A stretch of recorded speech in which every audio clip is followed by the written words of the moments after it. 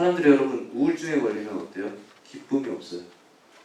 정말 이거보다 고통스러운 게 어디 있어요? 영적 우울증도 마찬가지입니다.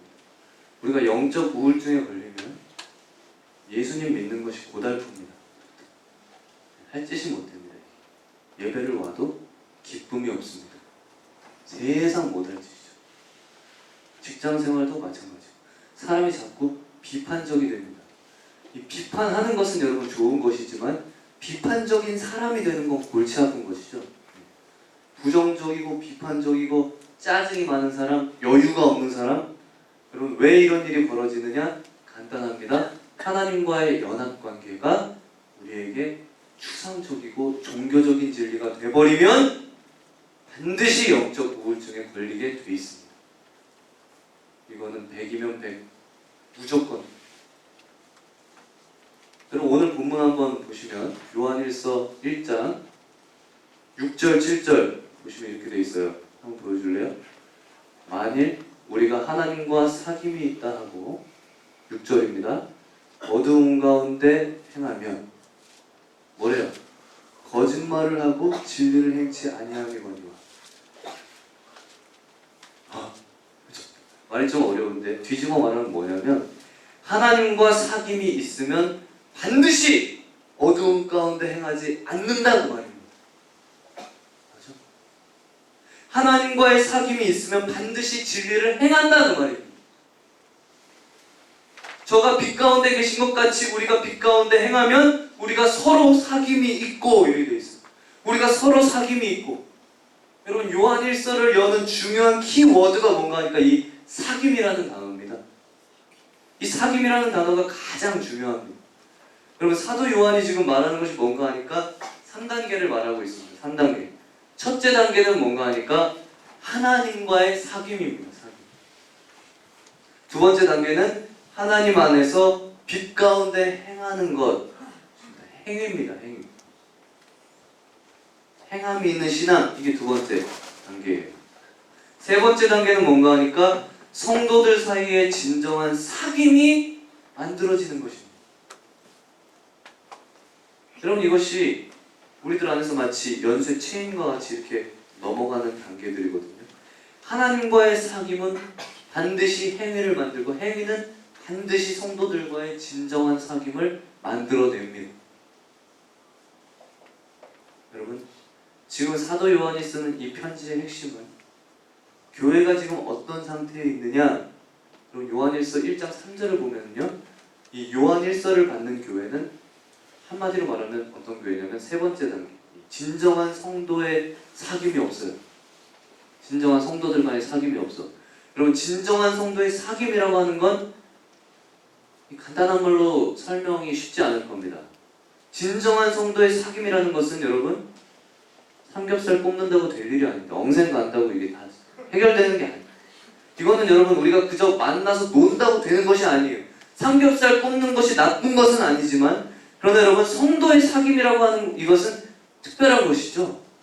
근데 이 요한일서를 받는 이 교회는 성도 간의 사귐이 사라져버렸어요. 근데 왜 성도들 간의 진정한 사귐이 사라지고 이 껍데기 같은 사귐 그리고 인간적인 사귐 이런 것들만 교회 안에 만연해 있는 그 이유가 도대체 무엇이냐? 그 이유는 여러분 다른 것이 아니에요. 첫 단추가 잘못 끼워져 있습니다. 하나님과의 사귐이 실종되어 있기 때문에 그렇습니다. 그러니까 하나님과의 사귐이 없어요. 하나님과의 사귐이 없으니까 구체적이고 실제적인 행위가 없어지고 그리고 성도들 사이의 사귐도 없어져 버린 이것이 간단해요. 어떻게? 그렇다면 여러분 요한일서를 받고 있는 성도들이 초신자들이냐? 응? 예수를 모르는 하나님과 사귀는 게 뭔지 모르는 근본적으로 모르는 그런 사람들이냐 혹은 불신자들이냐 초신자들이냐 천만의 말씀입니다. 여러분 이 사람들은 그동안 오랫동안 예수를 믿은 사람들입니다. 예수를 알고 복음을 아는 사람들이에요. 여러분 이 사람들은 초대교회의 1세대들이 아니고 2세대, 3세대들입니다. 사도 요한은 예수님 복음의 1세대들이죠. 근데 사도 요한은 지금 노사도가 돼 있어요.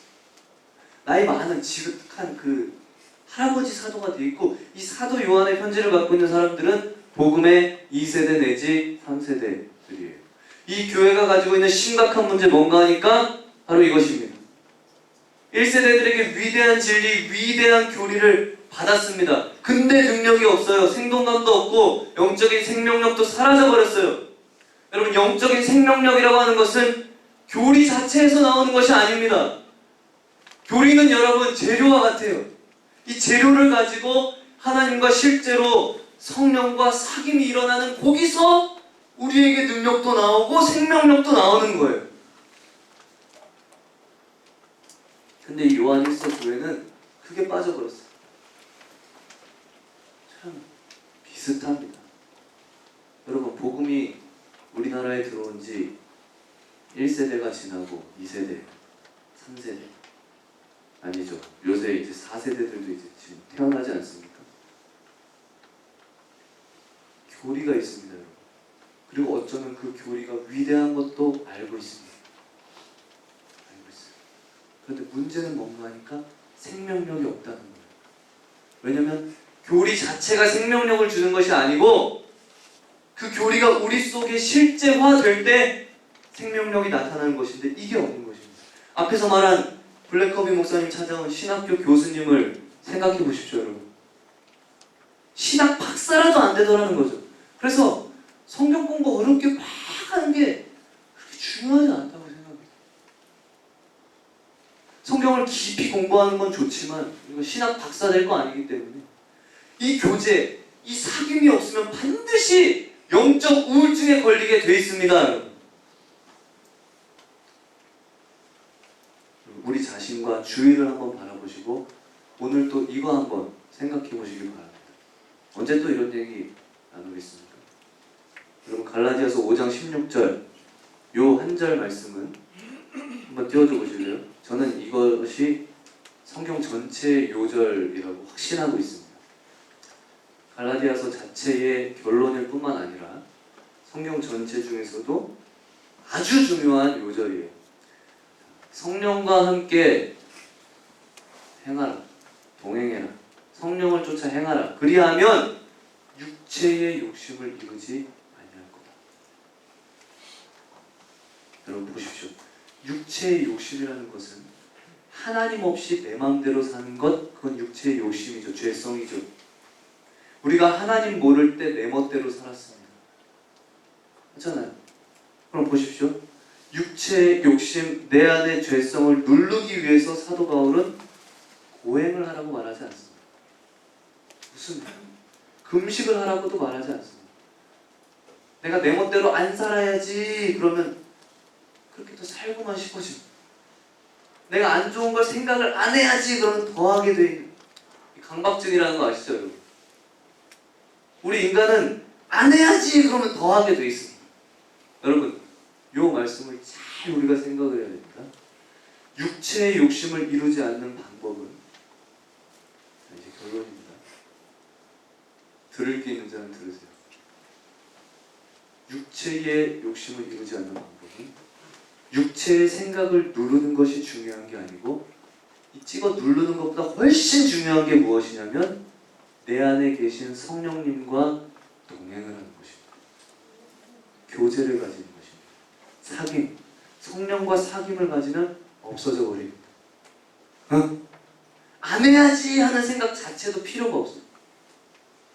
여러분, 한 집에 두 사람이 안 살면 모르는데 한 집에 살면서 말 안 하고 한번 지내보십시오. 한마디도 되게 힘들다고 합니다.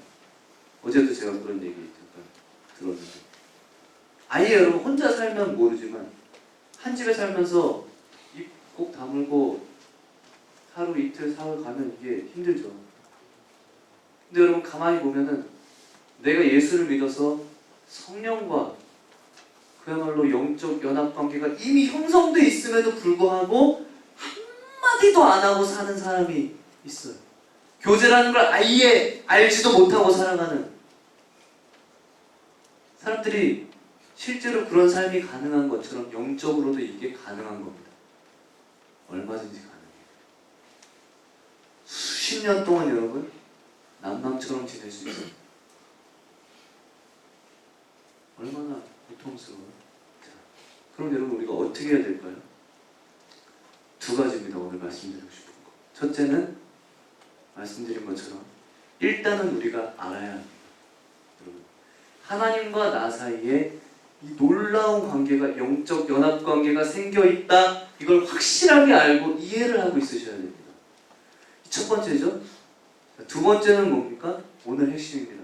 반드시 이 진리를 실제화하고 체험화하고 우리 삶의 현장 가운데서 이것을 경험할 수 있도록 죽을 힘을 다해서 노력을 해야 됩니다.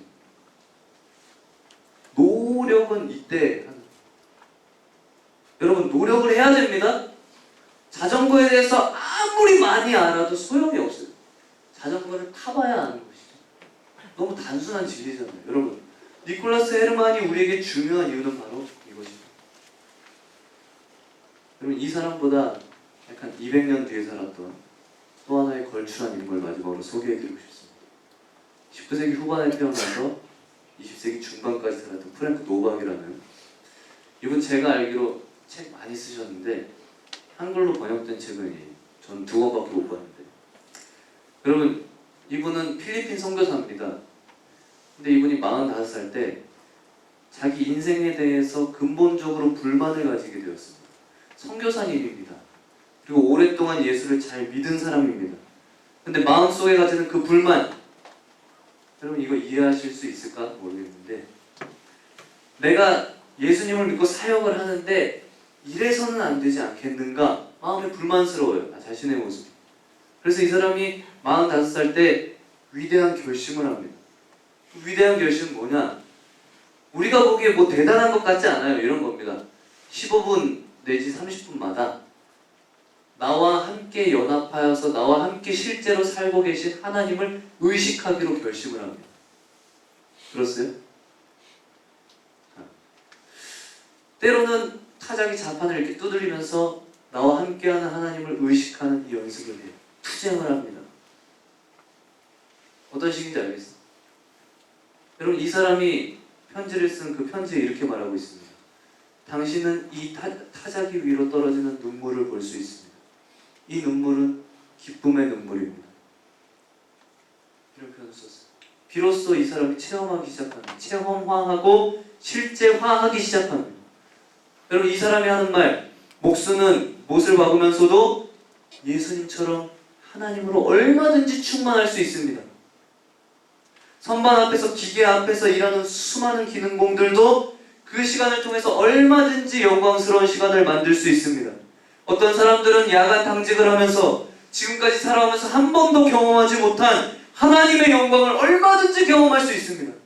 여러분, 사실은 이 헤르만이나 무슨 프랭크 노박만 그런 것이 아니에요. 우리 앞에 믿음의 삶을 살았던 믿음의 선배들이 다 여러분 똑같은 길을 갔더라고요. 사도 바울 보십시오. 골로새서 3장 23절 보면 유명한 말씀이 있어요. 무슨 일을 하든지 마음을 다하여 죽게 하듯 하고 사람에게 하듯 하지 말라. 이게 여러분 무슨 얘기예요? 사람에게 하듯 하지 말고 죽게 하듯, 뭘 하든지, 기타를 치든지, 건반을 치든지, 죽게 하듯, 사람에게 하듯 하지 말라.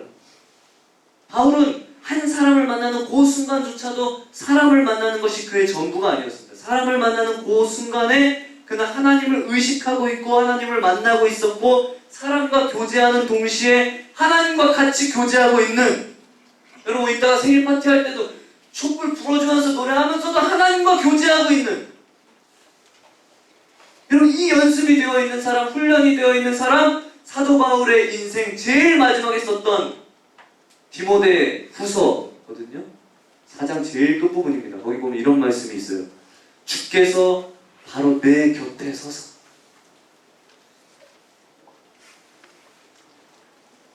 주께서 바로 내 옆에 서 계십니다.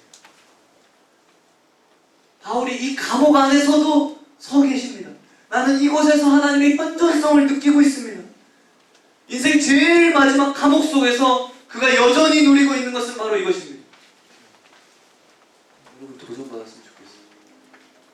구약 성경의 엘리사, 전쟁 중에서 옆에 있는 종에게 하는 말, 우리와 함께 계신 분이 저쪽들보다 훨씬 많네.